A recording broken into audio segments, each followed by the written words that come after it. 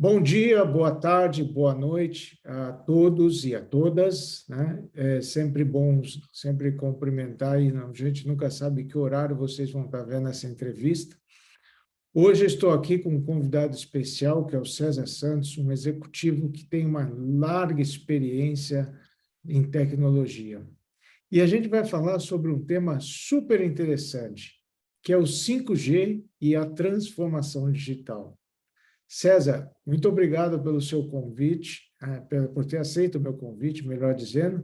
Tenho certeza que essa conversa vai ser muito interessante para os nossos ouvintes que assistem, né, essa palestra, essa conversa, porque vai ser realmente inovador. Tudo bom, Ricardo? Eu que, na verdade, faço as honras aqui do teu convite, grande amigo, e de fato o tema é um tema bem interessante, é um tema de vanguarda aí, né? Tecnologia ajudando aí os negócios, né? Toda essa transformação digital e o tema aí 5G e tudo que a gente tem de tecnologia para explorar, né? O que vem pela frente realmente é algo gratificante estar aqui e poder bater esse papo. Muito obrigado, obrigado aí, um grande amigo você também.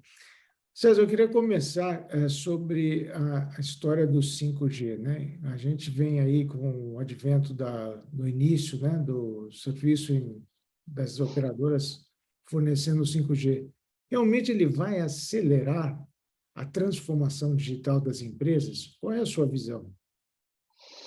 Minha visão, Ricardo, é que, de fato, sim, né, nós estamos passando por mais uma geração, né, por mais uma tecnologia. Então, assim como nós tivemos lá atrás, né, a saída do 2G para o 3G, do 3 para o 4, do 4G agora para o 5G, e com a demanda crescente, né, das aplicações e pelo uso de dados, né, nós vemos que cada vez mais a quantidade de aplicações que nós podemos olhar tanto para o mercado, né, de consumer, para um B2C, quanto para o mercado empresarial no B2B, eh, a automação e o uso de dados é cada vez mais intenso. Eu vejo a tecnologia realmente trazendo um salto muito grande. Então, especialmente para o mundo de B2B, né, ou seja, as empresas, né, o segmento de enterprise vai ser muito beneficiado. Então, as plantas, né, as indústrias, falando muito de indústria 4.0 e automação de um modo geral. Então, eu vejo cada vez mais a aplicabilidade, né, sobre essa tecnologia para que a gente possa, de fato, ter uma democratização no uso de dados. Nós já usamos dados hoje, eu diria, com uma intensidade muito grande, e o 5G ele vem a aportar ainda mais, né, essa sede, né, do público em geral por trazer aplicações que até então a gente nem imaginava que seria possível estar colocando na palma da nossa mão. Então vejo muito promissora a chegada do 5G no Brasil. Muito legal. Apesar do 5G, né, como você mencionou, ter iniciado já em alguns estados no Brasil, quando é que você pensa que as empresas realmente vai ter o benefício, começar a ver o benefício, né? Ou seja, em produtividade e realmente estar operando? Porque leva um tempo antes de você iniciar o serviço e realmente as empresas estar desfrutando desse serviço. Qual é a sua percepção sobre quando as empresas realmente vão começar a ver a melhoria na produtividade? No Brasil, diferente, né, de outros países, né, Europa, especialmente ali também no mercado asiático, na China, ou podemos até falar um pouco, né, do Japão, o uso do 5G, né, já um pouco mais alavancado. No Brasil, nós temos uma jornada, né, Ricardo, e essa jornada teve um marco importante que foi o leilão, né, o leilão do 5G.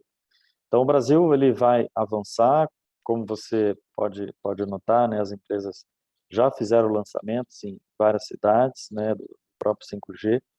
Tem investimento por fazer, é um investimento crescente, né, nos próximos anos. E eu vejo cada vez mais as empresas, né, com essa infraestrutura difundida, né, ao longo do Brasil, elas possam fazer o uso, né? Especialmente ali nas indústrias, que a gente chama de redes privativas. Então, eu vejo nos próximos 2 anos, né, o mercado crescendo, o uso do 5G, né? Então, o Brasil tá num caminho bem interessante e eu acho que as grandes companhias, né, têm o desafio de conseguir monetizar essa infraestrutura. Então, eu acredito que sim, temos público para isso, né, temos mercado para isso, e vejo aí que nesse horizonte, né, de 2 anos, realmente a grande propagação do uso do 5G. Tem algum projeto que você conheça que já está operando com 5G ou está em vias de, para citar para as pessoas que estão nos assistindo? A gente pode, projetos de 5G, como a gente recém fez no Brasil, o lançamento do 5G, você já tem algumas aplicações, mas quando você olha, por exemplo, não falando só do Brasil, mas falando do mundo, né? As empresas de automação hoje cada vez buscam, né, com a questão da robotização, trazer o seu parque, né, para que a gente tenha carros autônomos, para que você tenha todo o processo, né, se você vai para o mercado de hospitais, de health, você vê toda a parte de cirurgias e cada vez mais essas aplicações precisam de uma latência menor. O Brasil também, né, assim como temos vários portos, né, eu acho que o setor portuário também requer um investimento e acho que ali também tem uso massivo de 5G. E quando você olha outras aplicações como agro, como smart cities, então você olha no mundo e no Brasil, até em função de nós termos aí um mercado, né, de agro bastante interessante, né, ou seja, um dos maiores do mundo, se não o maior, também vejo ali uma aplicabilidade muito grande em relação à automação. Então são algumas das verticais, que eu diria, né, que se beneficiarão do uso do 5G. Então, indústria 4.0, smart cities, toda a parte de agro e saúde, também vejo com bons olhos cada vez mais o uso do 5G crescente nessas verticais. César, é muito interessante realmente ver o quanto a tecnologia vai avançar, né? E aí eu te pergunto sobre a internet das coisas, né? A internet das coisas são os sensores, né, que fazem transmissão dos dados para que a gente capte esses dados e, obviamente, gere insights. Como é que você vê com o 5G? Realmente vai ser o grande avanço, né? A grande, eu diria, o estopim aí para que realmente a internet das coisas decole e consiga aí, sem latência, conseguir transmitir dados para que as empresas, como você falou, indústria 4.0, né, a Smart Cities, consigam aí fazer uso desses dados. Isto é fato ou é fake? Aproveitando aí, fazendo analogia de tanto, estão perto das eleições, né? Isso é Aham, fake. é. Na verdade é um fato, né? Você cada vez mais vê dispositivos, né, sendo conectados e uma intensidade muito grande, né, do uso de dados. Então, todos esses dispositivos geram uma quantidade absurda, né, de dados, né? E esses dados eles precisam ser usados, né, e transformados e colocados aí à disposição, né, para a tomada de decisão. Então, a inteligência artificial, né, ela não existe se você não tem uma boa capacidade do uso desses dados. Então, os dispositivos, né, eles serão cada vez mais difundidos, né, e democratizados, vamos dizer assim, em todo o mercado. Então, setor agrícola, né, como eu já comentei aqui, vai ser um setor muito beneficiado e hoje nós já temos, né, mesmo sem o 5G, nós já temos algumas aplicações onde a gente fazendo, inclusive, uso de tecnologias ou de frequências menores, a gente já consegue ver um uso bastante intenso, né, de dispositivos, né? Você imagina o que não será capaz de nós fazermos com a tecnologia 5G. Então, de fato, né, quando nós falamos de sensores, né, falamos de carros, falamos de utensílios, né, nas nossas casas, né, tudo isso vai estar, obviamente, ali muito conectado, né, e hoje, né, como eu comentei, ainda com tecnologias, né, que não a tecnologia 5G. Nós já temos um mundo bem conectado, com o 5G nós teremos um mundo hiperconectado. Então é uma perspectiva que eu vejo e de fato isso é um fato, Ricardo. Legal, isso é um fato. E César, baseado nessa resposta sua, eu queria falar um pouco sobre os impactos na indústria, né? Porque, por exemplo, se você tem um sensor com que você não precisa ir ao supermercado, que ele está conectado com o seu app do supermercado, viu quais itens estão faltando na sua casa, e pode fazer a compra online através de sensores conectados passando informação, você começa a pensar, bom, se eu não preciso do carro para ir ao supermercado, será que eu preciso ter seguro do carro? Será que eu preciso de um carro? Então, esse é o primeiro impacto na indústria, né? Você tem um impacto que pode ser positivo ou negativo. E aí tem um segundo impacto, que é no momento que você tem sensores conectados, ou hiperconectados, melhor dizendo, como você citou, o que vai acontecer é que existe um segundo impacto na derivada da indústria, que é no consumo. Eu, com um tempo mais livre, posso fazer o quê? Assistir uma série num streaming, assistir a um jogo, e conversar com os amigos, ir a um restaurante. Então, também tem um impacto no consumo, que pode ser positivo, você vender mais, ou pode ser negativo, você deixar de fazer algo, né? Então, a minha pergunta é um bom momento para se criar vantagem competitiva? Sempre é, né? Eu acho que as oportunidades que estão à disposição nesse mundo VUCA, né, onde nós vemos, né, todas as empresas buscando uma transformação digital de fato e trazendo um viés focado muito na experiência do cliente. Quando nós falamos, né, de, poxa, tem um dispositivo na minha casa, seja uma TV, seja uma geladeira, seja qualquer outro que a gente possa utilizar com tecnologia, né, utilizando ali inteligência artificial, são oportunidades de mercado que aparecem e essas oportunidades de mercado que aparecem, de fato, elas têm uma coisa primordial, que é olhar a experiência, né? Como é que é o comportamento desse cliente? E eu vou gerar, né, serviços ou vou gerar produtos muito focados, né, na visão do cliente. Então, o cliente passa a ser o centro da atenção para desenvolvimento de qualquer um dos produtos. E com isso, a gente acaba tendo uma série de comodidades, né. Então, se eu tenho sensores, né, dentro da minha casa, se eu tenho um aplicativo, né, se eu não preciso mais de um carro, porque hoje eu tenho, por exemplo, um Uber à minha disposição. Então eu começo, obviamente, não para resolver 100% de todos os cenários, né, eu ainda acredito que exista mercado, né, para as pessoas que gostam de dirigir, pegar uma estrada, tem mercado para todo mundo, né. Mas tem pessoas que vão buscar uma comodidade, seja nos grandes centros, né, seja na cidade, seja no urbano.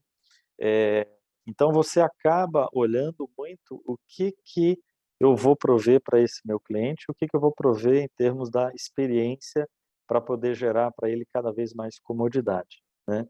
Então, sempre é, de fato, uma reflexão, porque oportunidades no mercado elas estão surgindo, você precisa conhecer um pouco dessa cadeia, né, aonde que você vai entrar nessa cadeia, né, de suprimentos ou nessa cadeia, na jornada da experiência do cliente para você agregar valor. Então, sem dúvida, precisamos estar antenados às oportunidades que aparecem com as novas tecnologias. Eu tinha uma pergunta que você acabou respondendo, né? Como é que fica a jornada do cliente, né? Esse cliente com dados na mão e hiperconectado, né? Se hoje ele já, num clique, ele decide que produto ou serviço ele vai querer, com dados hiperconectados e sensores passando informação, como é que fica essa jornada? E aí, obviamente, você menciona que tem que cada vez mais criar uma jornada para que ele tenha a melhor experiência possível, né? Ou seja, foco total no cliente. É isso mesmo, certo? É isso, é isso. Todas as empresas, né, que hoje, de alguma maneira, estão obtendo sucesso, né, seja incrementando vendas, seja com aquisição de clientes, todas elas têm dois momentos, eu diria, chaves, né? Primeiro, né, tudo que você faz precisa estar centrado no cliente, tá? Então, as jornadas, como você trabalha, o comportamento, o teu aplicativo, quais são as barreiras de entrada, como é que aquele consumidor ele vai estar reagindo àquele produto ou àquele serviço. Então, tudo hoje é baseado no cliente. E para que você faça uma jornada, né, baseada no cliente, você também precisa de muita agilidade. Então, entra aí toda uma questão de ecossistema, como é que você traz essa visão de agilidade para o desenvolvimento dos teus produtos, né, e do serviço que você vai levar para esse mercado. Mas, sem dúvida, o grande ponto hoje, né, quando você traz a visão ali de customer experience, é aquilo que de fato vai tangibilizar o que você está provendo ali no mercado. Então, é um ponto extremamente importante, né, essa visão do cliente.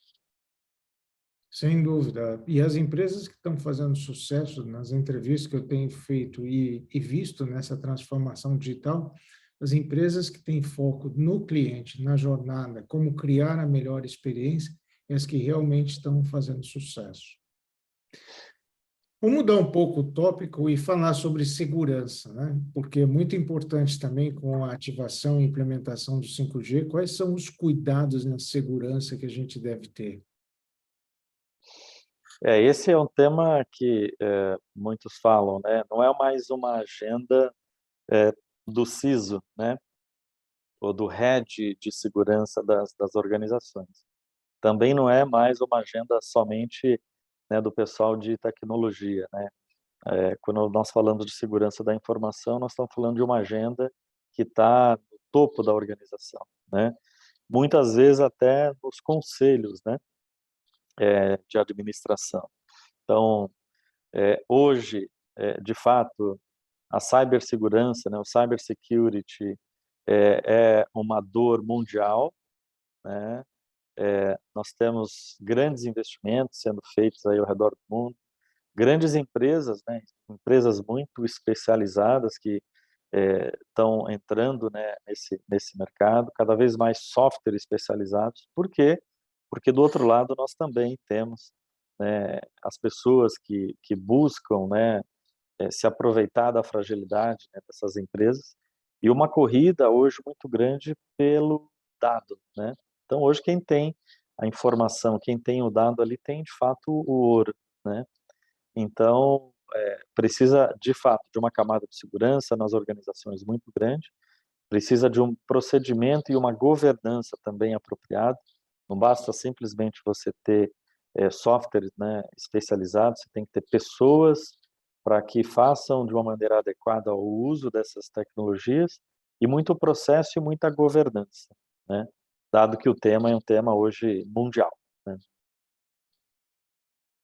Sem dúvida nenhuma, e cada vez mais, né, eu acho que os ataques vão ser mais sofisticados, né? Eu já estava vendo que eles estão usando ransomware as a service, não? Ou seja, profissionalizando cada vez mais e sendo mais sofisticados na tentativa de fraude. Por falar em fraude, nós já temos tantas fraudes no WhatsApp, com dados sendo mais expostos, e a gente vê que a engenharia social vai piorar. Na sua visão, seria a responsabilidade das operadoras ou da Anatel ações mais assertivas? Como é que você vê esse tema? Uhum. Primeiro, que eu acho que é um trabalho de muita conscientização, Ricardo, independente do segmento, né? Quando você vai em diversos segmentos, segmento financeiro, né, bancos, quando você olha especialmente cartões de crédito, né, a história é uma história longa, né, a gente já, em todos os tipos aí de segmentos, né, existem as fraudes, né, fraudes por subscrição e outros tipos de fraude. Então, eu vejo uma coisa, primeiro, de conscientização no mercado. Óbvio que existe um papel muito importante dos órgãos reguladores, né, de colocarem ali cada vez mais proteção e exigências, né, para que o consumidor final tenha esse nível de proteção, mas também entra muito uma questão de conscientização, né, ou seja, cada vez mais, né, as pessoas estão com mais habilidades, né, seja as fraudes, né, ou sejam através das questões de segurança, né? Você tem cada vez mais grupos especializados, né, nesse tipo de crime. Então, a preocupação ela é geral, ou seja, as pessoas que têm uma certa, né, instrução, que tiverem mais precavidas, né, estarão na frente, ou seja, estarão mais protegidas. E essa conscientização faz parte de um todo, faz parte das empresas, né, públicas, privadas, também faz parte, né, da conscientização do consumidor final, né, ou seja, aquelas pessoas que têm o hábito de colocar no seu celular, um arquivinho de texto, uma senha, cada vez mais a gente vê que essa exposição ela é maior, né? Então, todo cuidado ele é importante, tá, para que a gente tenha de fato proteção em todos os níveis da sociedade. Obviamente que cloud, né, cada vez difundida, ou seja, as pessoas hoje estão fazendo uso de cloud, então seus dados eles estão disponíveis aí para o mundo. Então as empresas também têm uma responsabilidade na proteção dos dados, mas também papel importante na conscientização do público em geral. Muito boa aula de segurança, não? Muito boas dicas. Sobre mudança no modelo de negócios, né? O 5G, obviamente, a gente já comentou aqui sobre sensores hiperconectados e cada vez mais essa jornada do cliente surgem novas oportunidades. Então, as empresas têm que estar atentas à mudança no modelo de negócio, né? Desse produto, serviço. Então, a gente viu que a pandemia trouxe alguns modelos de negócio novos, como a gente viu, né? A questão da vacina no drive-thru, que era um novo modelo de negócio. Quais são os modelos, o modelo de negócio vai mudar com o 5G? Qual é a sua visão sobre isso? Uhum. A cada dia, Ricardo, nós olhamos empresas, especialmente as startups, né, que vêm aí com uma sede, né, por inovação. Então, a inovação ela precisa estar primeiro, né, em todas as organizações, sejam as corporativas, sejam as startups, então todas elas de alguma maneira precisam estar muito conectadas com o processo de inovação. E as oportunidades aparecem de processos que a gente jamais pudesse imaginar, né, dentro de um segmento que aquela oportunidade poderia ser explorada.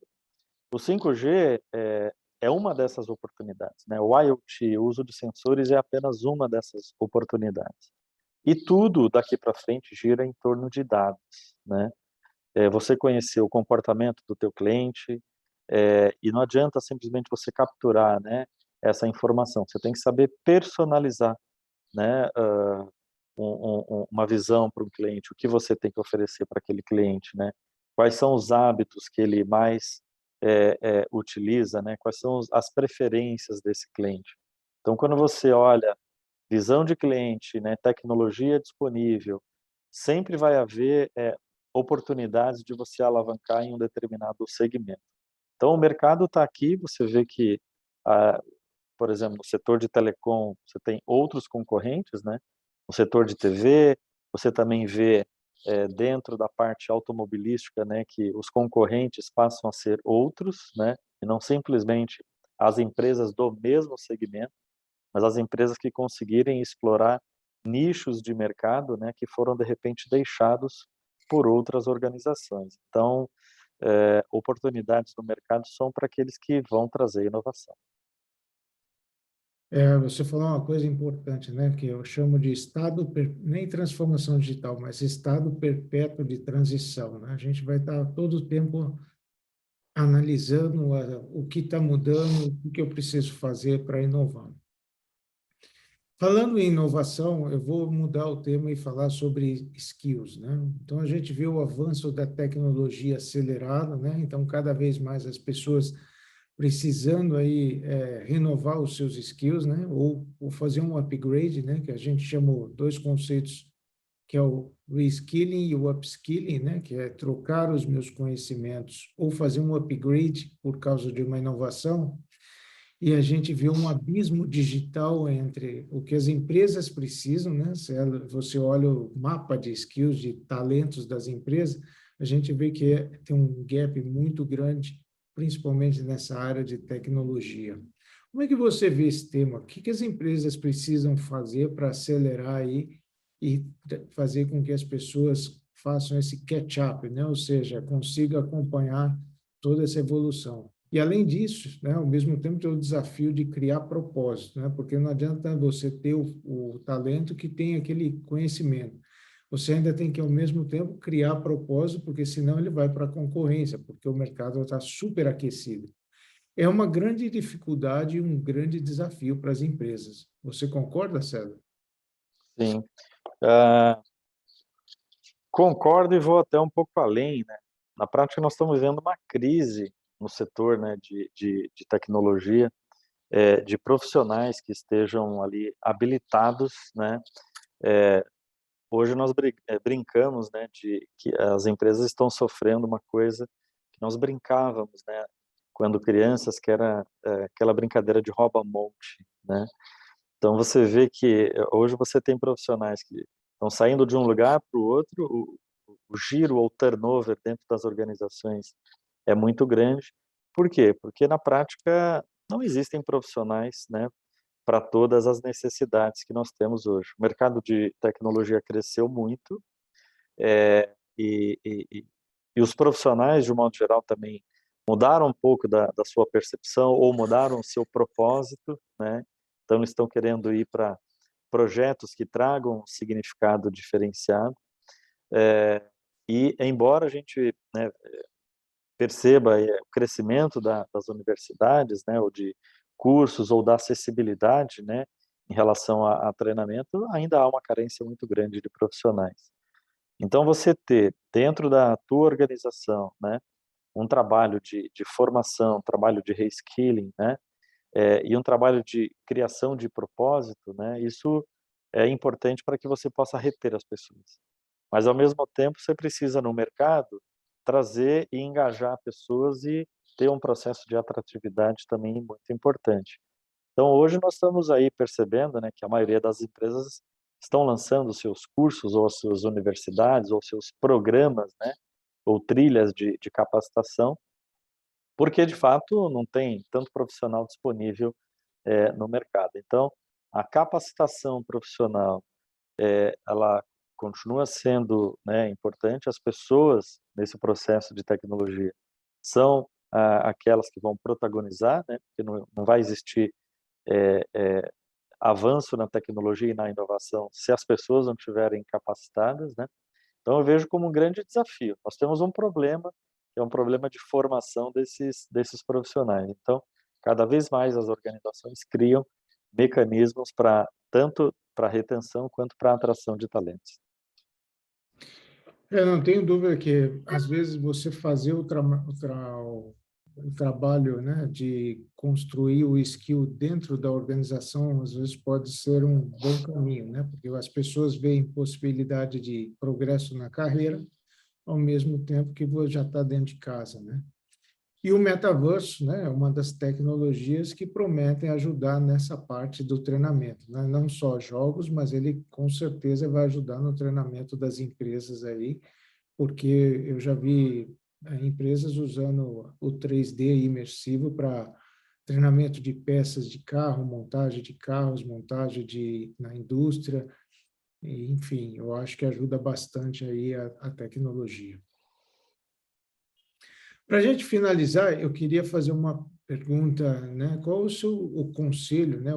Os conselhos que você dá ou daria, né, para as empresas que querem criar vantagem competitiva nesse momento que o 5G foi ativado e vai aí trazer um enorme leque de oportunidades, né? O que você recomenda Uhum. para as empresas se manter competitiva para evitar disrupção, né? Que você mencionou na sua entrevista que algumas empresas aparecem, né, para pegar as oportunidades diferentes indústrias, e a gente viu muito isso acontecer, né? Empresas que não tinham nada a ver com o segmento ou de saúde ou de seguros e adquirir outras empresas e aparecer no mercado causando a disrupção. Então, que Uhum. conselho você daria aí para as empresas se manterem competitivas? É. Primeiro que se você fizer aí um retrospecto, né, ou seja, tivemos uma retrospectiva de como é que as empresas, né, que se destacaram no mercado, eh, o que elas utilizaram, né? Obviamente foram empresas, né, que trouxeram bastante inovação, então é um tema que, para que você possa crescer no seu negócio, você precisa, né, constantemente estar inovando. Mas uma característica que eu vejo no mercado de hoje é ecossistema, Ricardo. Eu vejo que cada vez mais as empresas hoje estão colaborando uma com as outras, né? Então, aquela empresa que era o meu concorrente, às vezes passa a ser o meu aliado, né? Ou fazer parte de um ecossistema para que eu possa lançar um produto novo. Quando nós falamos do mercado de IoT, tem muito isso, né? Sempre vai existir alguém que vai ser o dominante, aquele que vai se apresentar perante um cliente, mas quando você olha, né, em toda uma solução, quando você vai para um agro, né, então você tem lá a conectividade, você vai ter o edge, você vai ter uma rede privativa, você vai ter sensores, você vai ter drones, você vai ter cloud, você vai ter aplicações para uso de dados, e tudo isso dificilmente você consegue ter uma única solução de uma única empresa que consiga atender a tudo isso. Então eu vejo que ecossistema vai estar muito em vogue, né? Vai estar muito sendo colocado hoje como um fator importante, né? Esse novo mundo. Então, as empresas precisam, de fato, estar olhando esse movimento de colaboração. Precisa de governança para isso, obviamente, né? Precisa de investimento também, tá?